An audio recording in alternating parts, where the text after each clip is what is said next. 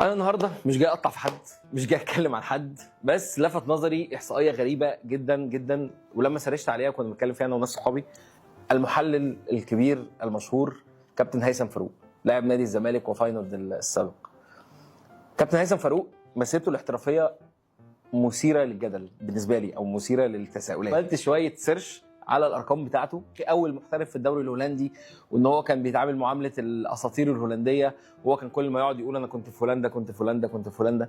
فعملت شويه سيرش على الموضوع ده، لقيت ان كابتن هيثم فاروق تم تقديمه تقديم اسطوري، لان بالصدفه كان ساعتها نادي فاينورد عامل ميركاتو تاريخي، وجايب دوديك الحارس البولندي المشهور، وجايب كام لعيب تاني ونزلوهم بطياره هليكوبتر وبتاع. لا ده اكيد كابتن هيثم فاروق عمل مسيره اسطوريه مع النادي. في الاخر لما عملنا شويه سيرش لقينا ان كابتن هيثم فاروق لعب مع نادي فاينورد في تاريخه كله تقريبا 4 ماتشات 7 ماتشات، حاجه كده اللي هي انا مش قادر افهمها لغايه دلوقتي. لعب ماتشين في الدوري، كابتن هيثم فاروق لعب ماتشين في الدوري مع فاينورد في تاريخه في الموسمين اللي لعبهم معاهم. الماتشين دول 15 دقيقه 15 دقيقه، يعني ما كملش نص ساعه. فهو مش ما كانش حتى بديل، هو كان بديل البديل. يعني هو كان المدير الفني ساعتها انا ما اعرفش كان مين، كان بينزله في الاخر خالص في اخر الدوري مثلا، انا ما اعرفش بصراحه لان طبعا ما فيش تسجيلات وما فيش حاجه موثقه للكلام ده. مسيره هيثم فاروق انتهت مع فاينورد بهذه الارقام الهزيله، اللي هي انا برضو يعني لما رجعتها استغربتها جدا. هو لعب 4 ماتشات مع فاينورد بمجموع 93 دقيقه، رقم قليل جدا جدا جدا. الاربع ماتشات دول ماتشين زي ما قلت في الدوري بمجموع 15 دقيقه او 30 دقيقه، والماتشين التانيين ماتش في كاس الكؤوس، والماتش التاني كان في الكاس تقريبا. فاللي هو دي ارقام قليله جدا على ان حد يتقال عليه ان هو يعني مشرفنا في الدوري الهولندي والكلام ده. طبعا ساعتها الموضوع ما كانش حد بيحترف في الدوري الهولندي، بس حتى لما تسرشنا على ان هو ازاي احترف في الدوري الهولندي، هو خرج من النادي الاولمبي بعد ما عمل معاه مسيره كبيره جدا. هو كان من اصغر اللعيبه اللي لعبت في النادي الاولمبي، وعاصر اساطير في النادي الاولمبي، وكان عمل مسيره كبيره في النادي الاولمبي. بس هو لما خرج من النادي الاولمبي ما خرجش بعقد احتراف، هو اللي كان متقال ساعتها ان هو دور على شغل هناك، وكان ليه قريبه هناك وهو اللي خلاه يلعب هناك، او لقى له عقد في فاينورد. يعني هو ما فيش مثلا وكيل راح دور عليه وجابه زي ما في اساطير كتير بتقول ان هو كان موهبه استثنائيه وراح جابه، ولا بالعكس. هو في الاخر راح كان عنده عقد عمل، حد من قرايبه شغال هناك، بعت له قال له النبي تعالى في المعايشه في نادي فاينورد، اتقبل اتاخد لعيب.